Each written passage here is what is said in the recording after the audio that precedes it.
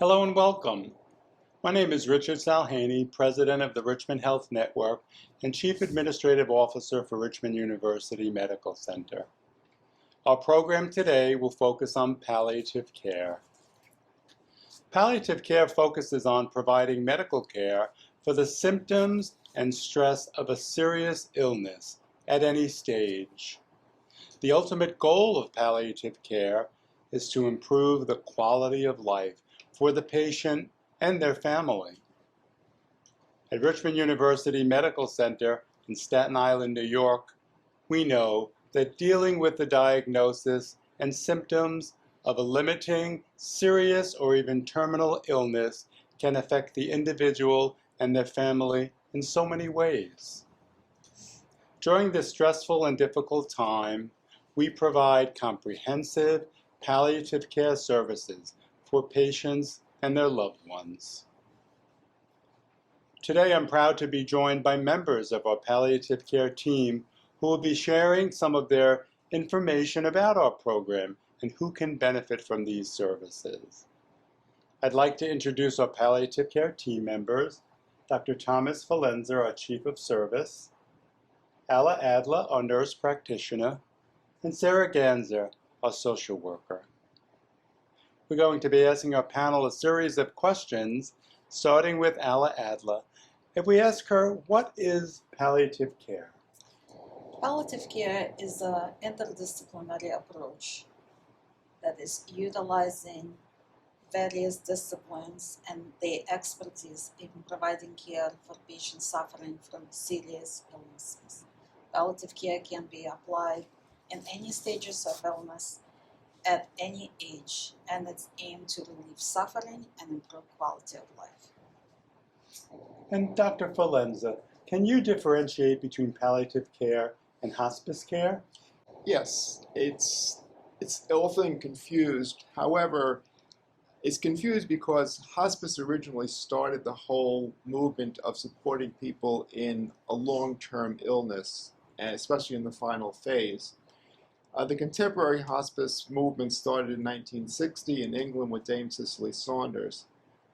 This morphed in 1987 into what we now call palliative care. So what happened in the late 80s was that palliative care took over, and hospice is now a subset of palliative care. So palliative care is the major director, organizing for the patient and their family. It's important that we're talking that it's a patient and their family, not just a patient who is our area of concern. And so we make referrals to hospice, but they come through the palliative care team. Thank you. And Alla, where are these services provided? The services can be provided anywhere in the hospital settings, in any hospital settings, whether they're surgical, critical care, regular med-surg floors. They also can be provided on outpatient basis, in patient's home, and in skilled nursing facilities. Okay. And Sarah, why don't you talk a little bit about who provides the palliative care? So our palliative care team is made up of a physician, nurse practitioner, a pain specialist, a chaplain, and myself, a social worker.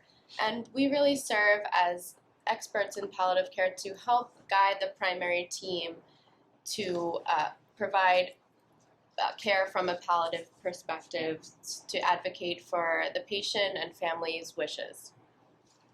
And why is it important to have the family involved and have family meetings?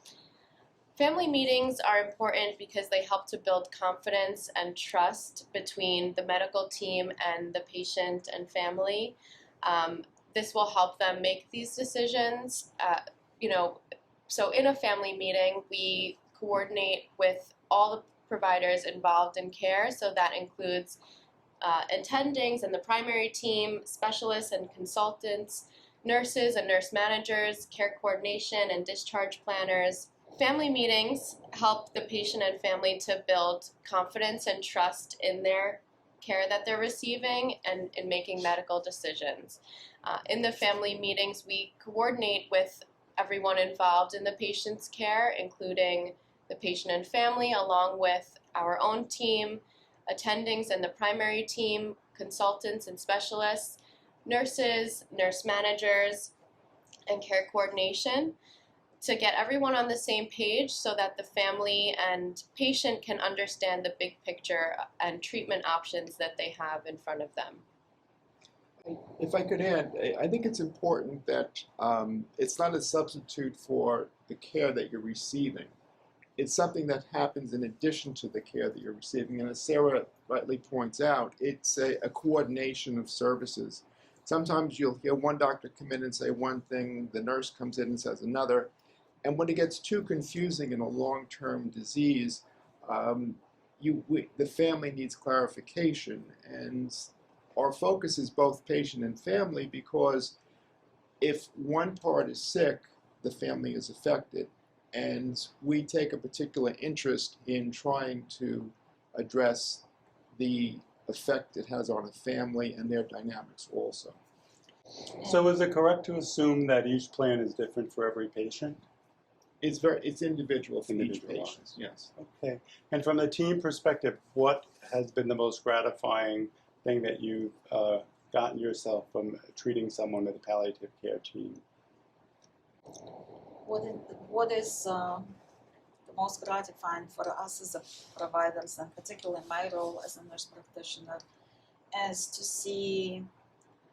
have an opportunity to provide comfort care, to provide education to the family and to the patient in understanding the complexity of care.